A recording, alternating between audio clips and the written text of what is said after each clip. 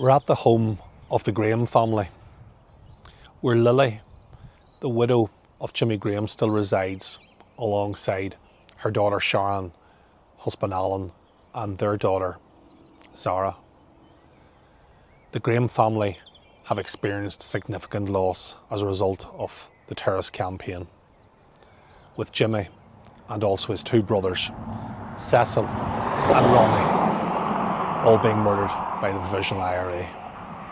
The family also had a sister, Hilary, who was a UDR Greenfinch soldier, run down at a checkpoint, dying some months later of her injuries. This is the home to which Jimmy was living at the point of his murder, he being murdered in Durralin, approximately 13 to 14 miles from this very spot. The family represent the very best of Ulster people. They are courageous. They have sought to push through despite what evils were inflicted upon them, and they have never allowed themselves to become bitter. Faith is the anchor within their lives. All right, so we're here in Lily Graham's home here, just outside Lisnaskea, and we want to know a little bit more about you, Lily. So right. Before you met Jimmy, who were you? Lily Porter from Castledurg. And Lily, do you want to just give us a wee sense of how you met Jimmy, and then, do you know, how quickly did you marry, and obviously you started a family, and give us a sense of all of that. I met Jimmy at my sister's wedding. I was bridesmaid. Oh, very good. That's where I met him. Yeah. And then how many years were you together before, you know, family came along? I met him in 65, and we got engaged in 66. 66, and we got married in 67. Yes, well, he was a fast mover. You know, it didn't take too long. Yeah. Then we moved up to this cottage here. Yeah. And that's where. And was the big change for you to come from Castledurg to Fermanagh, or how did you feel about it all? I didn't even know where I was going to. He hadn't even brought me up to show me. So you trusted him just that he was going to make right for you? Yeah.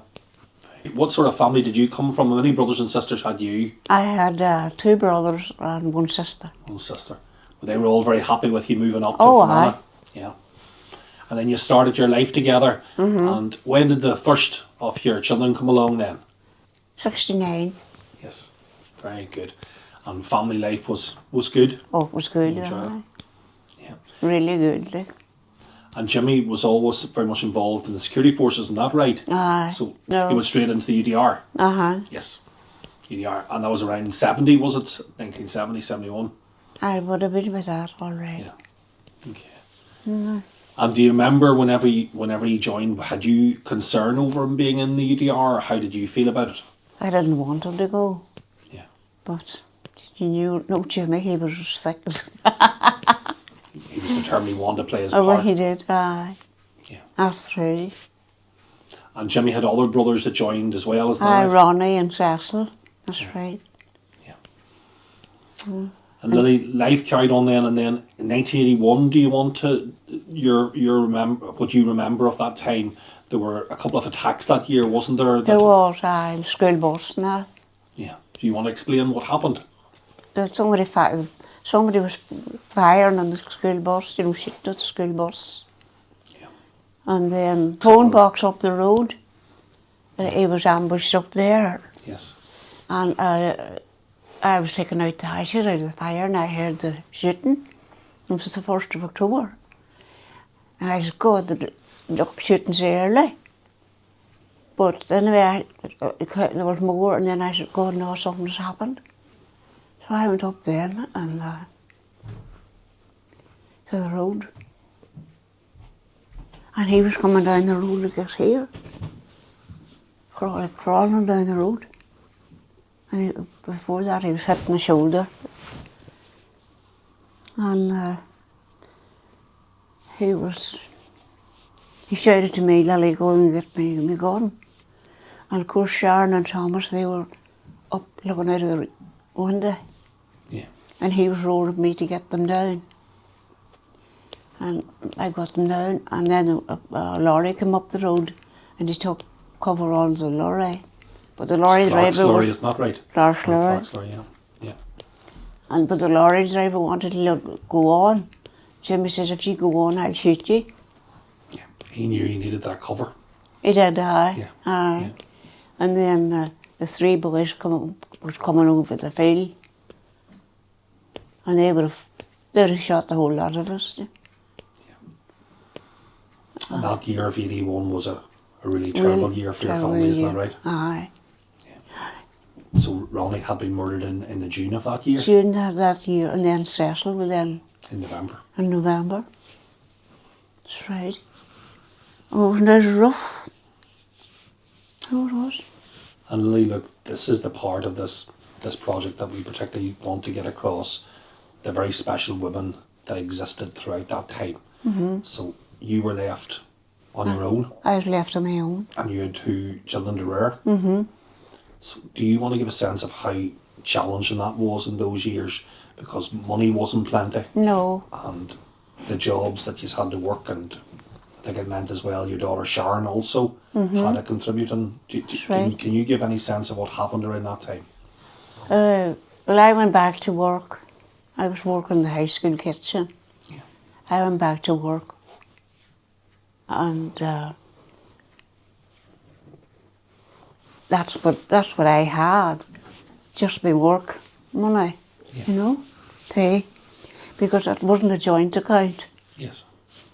and the welfare gave me £7 a week, and when I got, when the thing come through, the money come through, they took the money off me, and it's £7 a week off me again, and that was from February to July. So you didn't have much at all to get by on. Hey? There was very little support at that time. Oh, there was no support at all, Yeah. no. Yeah. Yeah. No. Not even yet, there's no support. Yeah. No, there's not. And Lily, the sort of like the roles you had to perform then, because you didn't have Jimmy. No. So you had to learn, I'm guessing, a lot of different I get tasks. to pay the bills and all the rest, but he always done that. Yeah. No, he did. And even things like if vehicles went wrong, right, like that there, machinery and things like that, you probably had to have a knowledge around and different things to fix things and whatever about the home that a man might otherwise have done. Yeah. And tell me, I mean, through all of that, would your faith have stood to you, or My faith what carried stood. you through, really? Just my faith carried me through. Your faith. Yeah. No. But they come then, they come one night to the road after Jimmy was shot. Before, when Jimmy was lying up in the bottom room, they went down the road and them cheering. It wasn't enough to murder a man. No. Yeah. Yeah.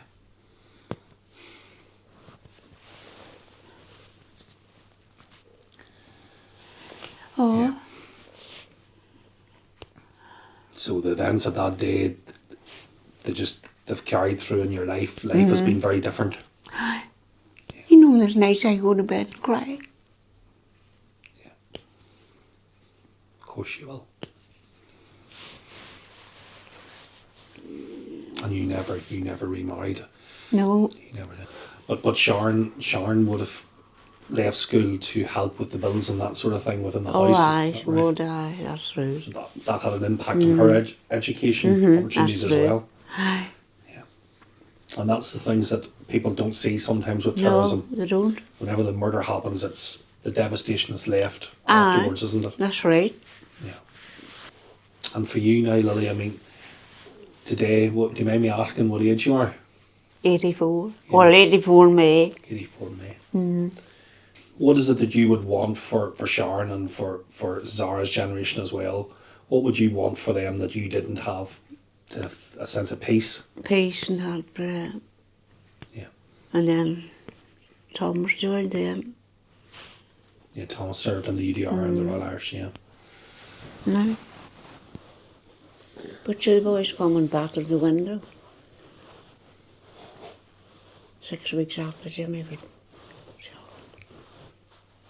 So the terrorisation didn't stop? No. And did you still live in a sense of fear at that stage? I did, because I was sitting at the top of the stairs. Sharon and Thomas wasn't that, they weren't very old. And I was sitting at the top of the stairs crying and didn't want to waken them. They were in the bat of the door and the windows and everything. I was terrified. And for a young woman, that must have been a lot of fear. That was fear. Yeah. Do you think, looking back, that they maybe thought that by doing that, by terrorising that, you would almost get up and leave, that you would move? I would. That was what it was about? No. Oh, I would never leave here. No. This is home? This is home.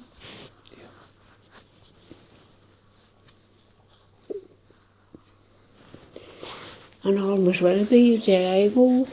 Yeah. And you weren't so well there recently, Lily. You were in the hospital for a period of time there.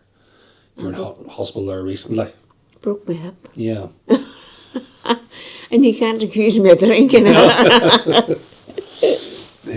But you're doing well, quite well now. Doing well now. Yeah. So, I know there was a lot of people who were worried for you, so we're glad to hear that you're coming out again and you're well asked after now. oh, yeah. Sharon does an awful lot for me, so she does. She's always been there with you, hasn't she? Mm-hmm. Just never not been. Yeah. Guess we're pleased now to be talking as well to Sharon, Lily's daughter. And Sharon, I suppose I wanted really just to ask, you know, in your years, your formative years growing up, obviously education was very much compromised for you because there was big commitments within the family home. Mm-hmm. Do you want to speak to some of that and what you needed to do in order to support your mummy and to support the home at that stage and the impact that had within your opportunities? Yeah, well, I left school when I was 16 and I got a job in Sloane's shoe shop in Lissenskey, and that was £35 a week, and we come home and give Mummy whatever we could off it to help her. I always wanted to be a nurse, but never got that chance because money just wasn't there whenever we were growing up, whenever Daddy was shot. Different times we'd have missed Daddy an awful lot would have been when I got my driving test, because he would have been there to bring us out for our lessons. When I got married, just Thomas that brought me down the aisle. When the grandchildren came along, just different things. And then whenever we were at school as well, everybody would say, oh, my daddy brought me here. We went here, family holidays. We never had the opportunity to go on any holidays. We actually went on no holidays after Daddy was shot. We didn't go anywhere. And as soon as I turned 17, I went and got my driving lessons, because we were paying somebody to bring us different places, or walking, or we just sat in the house. So we knew we needed our independence to get out and get a car and go different places again. And Sharon, this is a question I've never asked or had this conversation with you before, but did you feel growing up the weight of being a Graham as well, with all that happened within your family? Yeah, because if anybody asked who you were, you'd say Sharon Graham. Oh, you're one of the Grahams. Your father or uncles, which one was your father that was murdered? That became almost the sole identity of that was, if you went somewhere different or even spoke to somebody new, and if conversation come up, well, what's your name? Well, you're one of the Grahams. Yeah. You know, everybody knew. You were just pointed out. That's what I found. You were pointed out all the time once you said who your surname was. And Sharon, you know, when you reflecting back, this wee lady beside us here, your mummy, what sort of job did she do in terms of rearing you over the years and then trying to hold that family together? She done very well. She done without herself. She done without herself to give to us. No, she helped us with our first car, insurance and all that kind of stuff. You know, she was always there for us. No matter what we wanted, Mummy done her best to see if she could get whatever we wanted. And she still does. And she loved her grandchildren very much as well. Oh, she does, yeah. Yeah. 3 girls. It was just awful growing up without your dad when you needed him the most when you were a teenager. So it was. Yeah, and that ask put on your mum's shoulders to be both a mum and a dad. Yep. But Northern Ireland wasn't an easy place at that stage. No, it was not. And Sharon, whenever you look forward now, and Zara, and we also remember very much Kirsty as well, what would you want for Zara and her future? For her to never grow up the way we grew up. Because you were always locking doors, you were looking over your shoulder. I mind even whenever Daddy was coming home from duty, me and Mummy would both be up at 2 o'clock in the morning, standing at the back door. And I'd never want any child to go through all that again, whatever we went through. You couldn't settle until you No. knew you were safe. Yeah. And this home, I guess, at that stage as well, was your sanctuary in some ways. You know, whenever you closed that door and you had the curtains drawn, you felt a little bit safer from the world that was You outside. did, yeah, yeah, And that'll be a big part of why you didn't want to leave, yeah. Well, we wouldn't leave. despite what had happened. And do you feel, if I can finish this question, have women been given the recognition and respect that they should have in regards to their involvement over the years in the Troubles?